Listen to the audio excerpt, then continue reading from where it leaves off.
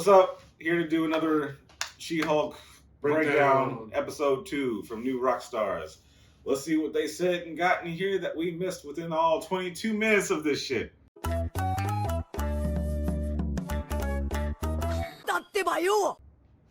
that's how long it was. Innings. Fucking 22 minutes. I've heard. I really just want them to expand on Hulk leaving. That's what she was. They made her a handy woman. Yeah, that sounds about right. I've been there. That shit's kind of fucking annoying, actually. Oh, can you lift this up? Can you put this here? To New Rockstars, I'm Jessica Clemens, a.k.a. the NR She-Hulk. Here's a breakdown episode 2 for you. The episode gets into Jen really planting her feet as She-Hulk, GLK&H, and how shady their structure is. But what I really love is we get into Emil Blonsky and his point of view to the Duel of Harlem and the beef between himself and Hulk. He's a great villain, but I love this point of view, and I love him just so much. The last scene of this episode gave us our Lord and Savior, that is Wong. So let's get into this with some details that you might have missed. Titania is what's referred to as a super influencer, which is hilarious because the term super influencer actually exists for top-tier digital influencers, which Titania absolutely is. She now has a Twitter account with her defacing She-Hulk posters as her header. Her bio says influencer, icon. Bro, yeah, I seen that earlier. I was like, what? Where Kamal had her YouTube channel, maybe Titania is a blogger, content creator, influencer. Honestly, she might just have clothing hauls and makeup tutorials. I mean, look at her. Those headshots. Love how she had hella H&M bags. We get different news outlets covering the mayhem that ensued that day at the courtroom. KPBK and KZYO both appeared in Ant-Man and Wasp, covering Ant-Man, aka Giant Man, and the FBI room with TVs. Not only I did not notice anything because KRXJ, I would not have cared about. We last saw in Iron Man 3, they shared similar colors. The headline below reads this, which absolutely could be the case. This sort of messy Hollywood celebrity trope moment. Additionally, Giovanna Lola, John Gregory, and Rachel Brown each play the news anchors and are actual news anchors for ABC7's Eyewitness News in Los Angeles. I thought so. I was like, they look hella familiar. If this guy looks familiar to you, he's in Black Lightning playing the same character and objectifying a female superhero. My dude's still so you just crossed over you versus my guy? That's crazy. It wasn't Chick Hulk, but like Bruce mentioned in episode 1, you never have a choice with these names. We make it to the Legalese Bar and Grill. Love how green it is. Legalese is the conventional way legal documents are written, so sort of a pun. Either way, this is where all the lawyers hang out and drink. We got the same sort of stylized sports bar in She-Hulk comics. Also, you know, it's a bar of lawyers with all those justice scales. Nikki refers to Jen as Lady Hulk, She-Hulk, Girl Hulk, and in the comics, Jen has been called Chick Hulk and Girly Hulk before. With it came nothing but danger. Just don't get it twisted, you know what I'm saying? With this newfound She-Hulk courage, she enters the bar to cheers and applause, completely stepping past the hostess. It's okay, she didn't want to see you guys anyways. Also, the coffee supplies on the bar, hella cool. She's wearing a zip-up hoodie because she completely shredded her original blazer hulking out in the courtroom. The song playing is Celeste, Stop This Flame, truly because you ain't stopping She-Hulk now. Jen mentions hoping that the name doesn't stick and being a derivative of the Hulk, which unfortunately is exactly how she got her name. They created She-Hulk from the success of Incredible Hulk, the TV series, and with the Bionic Woman being so popular, it seemed like a good idea. Marvel was afraid they would a version of Hulk, so they decided to publish their own version. So if any movie made something similar, Marvel would own the rights. Kind of like Spider-Woman, it's just easier to trademark before, you know the phrase, they ask for permission before, sorry laters. Is that what they're saying? Later on, Jen says this to Nikki. I'm not.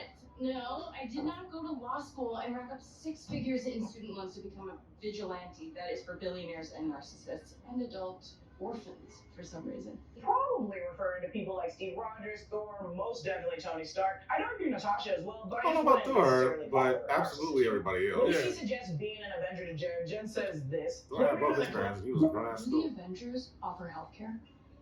Maternity leave, a pension? Are they even? Dawn's been pregnant, so that's not necessary. Yeah, what are the benefits? Now, in the comics, they got a lot. According to the Avengers UN Charter and Avengers Annual, they got free healthcare, they had stipends, or retirement, access to Avenger vehicles, weapons, and a lot more. But in the MCU, it's looking kind of bleak. So remember back in Falcon and Winter Soldier when Sam was trying to get a basketball? Sam's got government contract earnings, so that could make a lot. Also, since he's a hero, people are inclined to help you. You know, the old civilian benefits. They have free housing on Avengers campus, access and security clearance to the Avengers facilities, but most of what we know about their actual benefits is still sort of up in the air. Also, people like T'Challa, Thor, Vision, Iron Man don't really need the benefits. They had endless money or were just a robot, so they probably overlooked people like Natasha playing Wanda. Just a robot. Her DA boss goes to talk to her, and he's pretty uncomfortable around She-Hulk and asked her to change to Jennifer. Yeah, I didn't Walters like that. because It felt it's like a very serious like it was very like conversation. I need you to be like below me. It's a power really thing, hard yeah. for She-Hulk I didn't like to that physically shit. be too much or dominating or just make people uncomfortable. And that's all bullshit. When Jen changes from She-Hulk to Jennifer Walters, she's intoxicated and mentions it's because of the change of her metabolism. That is insane and dangerous. She literally can drink 30 bottles and get tipsy as She-Hulk, but if she And turns then into Jen, die from fucking alcohol insane. It's poisoning. also important to note, our baby girl just got fired for being a liability in the 2004 comic run. It was the same exact thing. She and the Avengers saved everyone on Earth, which they concluded to be why the jury had a speedy verdict. If I had $1 for every time Hulk was seen as a liability, I'd be rich. Either way, it seems like a very thin line, easily crossed for any superhero lawyer. The show's title introduced a little over 5 minutes into the show, like other law shows, Better Call Saul, Ally McBeal. Law and Order sort of does the same thing, though it really opens with in the criminal justice system, sexually based offenses are considered spatially heinous. In New York City, the dedicated detectives who investigate these vicious felonies are members of an elite squad known as the Special Victims Unit. These are stories. Also below where it says attorney at law, it changes to attorney for hire. Rich refers to Jen as Fuzzball a lot, and in an interview with CNET with Tatiana Maslany, mentions Mark Ruffalo ad-libbed and called her Fuzzball because of her hair during a take, and it's stuck ever since. I think it's just really cute. Someone, please just call me Fuzzball. Quick, hurry. Anyway. No, just me. I thought it was funny. Or big windows. What do you need 5 lamps for? And wine bottles. It's hard and looking for a job, and I get it. Let's not forget the Velvet Devil Merlot bottles sitting on the table. Washington State wine, baby, represent. They also put this devil wine in there to torment boss. I ain't buying it. It ain't Mephisto. Well, looking for titled 10 Offbeat Jobs for a Fresh Start by Kyle. No, he's right. It is Mephisto. Yeah, here. You can choose a subgenre, fun, movies, find Ant-Man, which is probably Where's Waldo style game, Cars, Norse mythology, probably in regards to Thor, Avengers, this is self-explanatory, Insanity, which the article is currently under, and World. The QR code leads you to the same one from episode 1 to the Marvel website. I The actual forgot what QR recommended job code. on the site is to be a Swiss village mascot. That town right there is called Bern in Switzerland. The coat of arms of Bern is also a flag with a bear on it. Their mascot is a bear, so hence why you'd be their bear mascot. Also, the city does resemble the city of Moon Knight, certainly if you remember. There's some German signage. It also fancies an alpine village. Also, from this shot of the actual arts district of the small town, compared to the shot of Moon Knight, they covered the Hungarian stores with German names. So this could be a little village in Bern. Just a possibility, but MT, I think you're right. Also remember Bern 2000, the science conference where Tony hooked up with Maya, was also there. As an advertisement, don't miss out on these cool Iron Man 3s. Dear God. It has Tony's heart symbol above it. Also, this indicates there was an Iron Man 1 and 2 sneaker. If you're thinking, dang, I gotta get on those quick. Adidas did a collab with Marvel and made Stark shoes, so I'm sure you can still get them. Articles, we have man fights with metal claws and a bar brawl. This is not about Wolverine. I repeat, this is absolutely about Wolverine. Who else would it be? This literally happened in the first X-Men movie. Why there's a giant statue of a man sticking out of the ocean? Thank God it's Somebody finally said something about him. And Eternals. So now it's a little after Eternals. They're aware of what happened, so the timeline for this show is ever changing. Head writer Jessica Gao said it was a little after Shang-Chi, but Marvel's page on Disney Plus puts it right after Moon Knight. I think we'll get more evidence as the show continues to where it really lands. Either way, these writers are truly just the best. I love this. Keep teasing us. Go ahead. We get a glimpse of Jen's phone wallpaper's Captain America's ass. Bless. No date though, you know. For timeline reasons. We're first introduced to Jen's dad, Morris Walters, played by Mark Lynn Baker, who's been on a ton of Law and Order and Ally McBeal, and Jen's mom, Elaine Walters, played by Tess Malice Kincaid, who played a judge on Bluff City Law. Just to say, every Don't actor's really have probably a bunch been of on people the who are on show once in their lawyerships. life. We meet Uncle Tucker, played by Michael H. Cole, who's also the acting coach on WandaVision, Black Widow, and Guardians of the Galaxy Volume 2, Cousin Ched, played by Nicholas Cerrillo, and Aunt Melanie, played by Candace Rose, aka Chrissy's mom in Stranger Things, and Aunt Rebecca, played by Rebecca. And unless there's 2 Aunt Rebeccas in that world, that could be Bruce's mom, Rebecca Banner, which is weird. I don't know why she's so quiet. Oh, she's allowed to be quiet. Everyone's allowed to be quiet, I guess, but that's Bruce's mom. Let me paint a picture for you. Dude, you're No, watching it can't be She-Hulk Bruce's and you're mom thinking, because how can I she's do supposed to be if I dead. have a glow up without getting Hulk blood involved? Glad you asked. I got an answer. It's Geology. Geology is a 13-time award-winning skincare company that creates simple, effective, So I was personalized thinking, like, skincare why are you products. wearing See the something link different? in What just today's video happened? description? Click that and take a 30-second quiz. Tell Geology about your skin and their team of dermatologists who design a Mine's regimen black. just for you that ships directly to your door. Knock, knock. Who's there? It's Geology. Ah. They're Shut the fine. fuck up. Dark eye circles or wrinkles, you'll be set extend a 30-day trial. See, that's easy to incorporate into your routine, whether you're new to skincare or a seasoned expert. You know how dudes of new rockstars always look fresh-faced? I'm talking Zach Green and Tommy. No matter how many straight hours of nerd stuff they've been watching, this is their secret. It's geology. Specifically, their fancy eye cream. Geology makes it easy to take care of your skin. No need to become an amateur dermatologist. They're offering a crazy deal right now. You can get it for 70% off. Oh my gosh, 70% somebody's off buying your it. 30-day trial. You get 70% off your 30-day trial when you use the code Rockstars70, or just click the link below. That's geology.com. Promo code Rockstars70 to save 70% off on your 30-day trial. Take it away, Jessica. Jen's mom mentions a nice young man she wants her to meet who wants to be a superhero one day and is super young. Jessica Gao confirmed on Twitter it's her assistant Yusung Liu, but on the closed captions it says Yusuf, so it could be Yusuf Abbas. Yusuf appeared in Civil War Marvel Snapshots #1 as the helper who loves superheroes like the Avengers and later developed some mutant powers. To answer Walter's question brought up at the dinner table, That Hawkeye guy, what happens to those arrows of his? I mean, does he go around and collect them when he's done? Hawkeye at times will go back and retrieve his arrows. More so if he runs out, like in Hawkeye the series. And in the first Avengers, he ran out of arrows. He retrieved one from all the Chitauri 24 of he them. just killed and used his last arrowhead to make it into a grappling hook. So it's not beyond him to go recover lost arrows. But as for the trick arrows that have already been used, the arrow shafts that are left behind, could be dangerous. I guess if you trip So and Kill fell walks onto up, it, "Oh, but look, that's the DODC's job to clean it up. When Jen's dad says you didn't even destroy a city in reference to Hulk's notorious hulking out and destroyed everything, I could, break down every time Hulk destroyed a city or something, but I'll just do a quick scroll right here.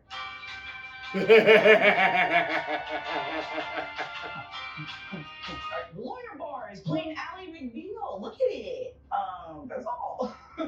Like in the comics, Holden approaches Jen for this phenomenal job offer at the bar, and with the same amount of little respect, he's so shady. This look that he gives the bartender, again, I just want to say, if Holden is orchestrating all of this, I said it first. Now, I'm not saying he's anything wild, but let's keep in mind, some folks could be scrolls. There's also a little statue behind Jen. This isn't quite the Lady Justice statue. She's holding a candle, it looks like. A lot of statues like this will probably be seen throughout the show, like this one at GLK&H. And we've arrived at GLK&H. It's massive, and Jen's looking damn confident. That is until she doesn't know how to open this door. She-Hulk would just rip that off the handles. Holden mentions how eccentric superhumans are appearing more and more. In Marvel Comics, superhuman was applied to those way beyond normal human physical conditions. Altogether, they're superhumans, which we've got into in She-Hulk, enhanced individuals, the DODC refers to them as this in Miss Marvel, Inhumans, which we've seen in Black Bolt and Multiverse of Madness 838, and mutants. Brandon and I do a great big Q on this and how classifications could work in the MCU, so go ahead and just click back on over that. Holden also mentions that he wants Jen showing up to work and at court as She-Hulk, the complete opposite of what he wanted in the comics. In the comics, he wanted her to only work as Jennifer, a sharp attorney with a keen, focused mind. He's just trying to use her. He's hella sketchy. Take a look at all those comics. In the 2004 She-Hulk run, Stu Cicero worked in the basement of GLK&H, monitoring all the Marvel comic books that people use for research. This could be ours too, and this is where you refer back to for research. It's like a library.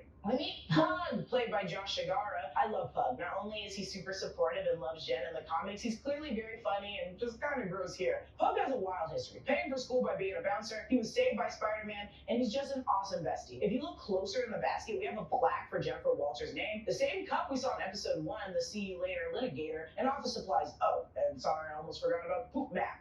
God, I love him so much. We find out Jen's first case is the parole of Emil Blonsky, aka Abomination. Quickly, let's go down memory lane with Abomination. Emil Blonsky was a former special ops, met up with Thunderbolt Ross, who injected him with the super soldier serum. He tried to take on Hulk, loses. Then he took on Hulk's blood and transformed into an Abomination. He then tried to kill Hulk in the Duel of Harlem and lost. He's been mentioned since almost being on the Avengers, and we've seen Wong releasing him out of prison just to kick his ass. He also specifically wants to retain Jen as an attorney. That's important to note and also very suspicious. We finally get to the DODC I'm trying to Supermax figure out prison. the why within It's kind that of like shit. the raft that we saw in Civil War, but this I suspect is in Cali, the Death Valley-ish area. Seeing as in the comics, this version was in Nevada. This is also where the clandestines are sent to in Miss Marvel episode 4. At the entrance, it says Department of Damage Control Supermax Prison. We see their DODC sigil. This is all legit. The entry guard, Foley, is played by Matt Scholar, But on his hat, the symbol doesn't match the DODC sigil. his hat reads at the bottom, FBPCA. FBP stands for Federal Bureau of Prisons, so this one's the California California division. The top says Superhuman Federal Penitentiary, with a symbol looking like the U.S. Department Justice logo. I think it's suspicious that the guard's uniform doesn't even slightly resemble the DODC's. Could the Supermax prison outsource their guards? Right now, I think the big cheese overseeing this is Val rather than the DODC. That's She's what like I'm the point saying. of contact, if you will. We get a little callback here to Sons of the Lambs. You're gonna serve me up with some fava beans and a nice